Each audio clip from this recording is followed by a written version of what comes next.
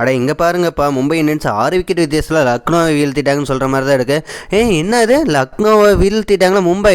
எங்கே இத்தனை மேட்சை தோத்துட்டு இருந்தாங்க, திடீர்னு எங்கடா அடிச்சிங்க அப்படிங்கிற மாதிரி இருக்குது. சரி, இன்றைக்கி என்ன நடந்துச்சுன்னா, டாஸ் வின் பண்ணி மும்பை இந்தியன்ஸை ஃபஸ்ட்டு பவுலிங் போட்டாங்க.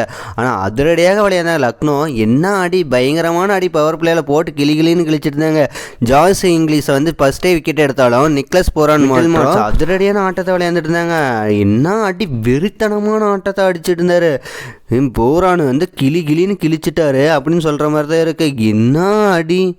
ஏங்க, மிடில் மார்ஸ் 25 பாலில் 44 ரன் அடித்து அவுட் ஆகிட்டாரு. நிக்லஸ் போரானு வெறும் 21 பால்லையே 61 ரன் அடித்து கலக்குன்னு கலக்கிட்டாரு அப்படின்னு சொல்கிற மாதிரி தான் இருக்கணும். அவருமே அவுட் ஆகிட்டாரு. சரி, லாஸ்ட்டாக மக்ராம 25 பாலில் 31 ரன் அடித்தார். சரி, ஹிம்மத் சிங்கு 31 பாலில் 41 ரன் அடித்தார். 20 ஓவர் முடிவில் லக்னோ சூப்பர் ஜெயிண்ட் வந்து 228 ரன் அடித்தாங்க.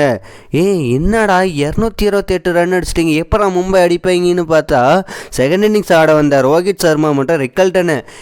இதனா எங்களுக்கு சப்ப மேட்ரியா, நான் அடிக்கிற அடியில் இனிமேல் எவனும் கடப்பார டீம் பக்கம் அடிக்க வரவே கூடாதுங்கிற மாதிரி விளையாண்டுட்டு இருந்தாங்க. பவர் பிளேயில் பொறுமையாக விளையாண்டுட்டு இருந்த ரோஹித் சர்மா லாஸ்ட் ஓவரில் 6வது பவர் பிளேயோட லாஸ்ட் ஓவரில் 6வது ஓவரில் 21 ரன் அடித்தார்.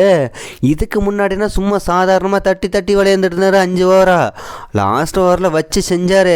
பவர் பிளேயில் 70 ரன் அடித்தாங்க மும்பை இந்தியன்ஸ். ரிக்கல்டன் மச்சான், நீ மட்டும் அடித்தா எப்படி மச்சான் ரோஹித் மச்சான், நானும் அடிக்கிறேன் மச்சின்னு போட்டு வெளுத்து வாங்கிட்டு இருந்தாருன்னு தான் சொல்லி ஆகணும். என்னடா இப்படி பேசிகிட்டு இருக்கேன்னா, ஆமாம் இப்படி தான் நடந்துச்சு இன்னைக்கு. பவர் பிளேயில் 70 அடித்தாங்களா. சரி, 22 பால்லே 50 அடித்தார் ரிக்கல்டனு. மச்சி நீ மட்டும் அடித்தா எப்படி, நானும் 27 பால் அடிக்கிறேன் மச்சி அப்படின்னு சொல்லிட்டு 50 அடித்தார் ரோஹித் சர்மா. சரி, 2 பேரும் அதிரடியாக விளையாண்டுட்டு இருந்தாங்க. சரி, ரிக்கல்டனு 32 பாலில் 83 அடித்து அவர் அவுட் ஆகிட்டார்.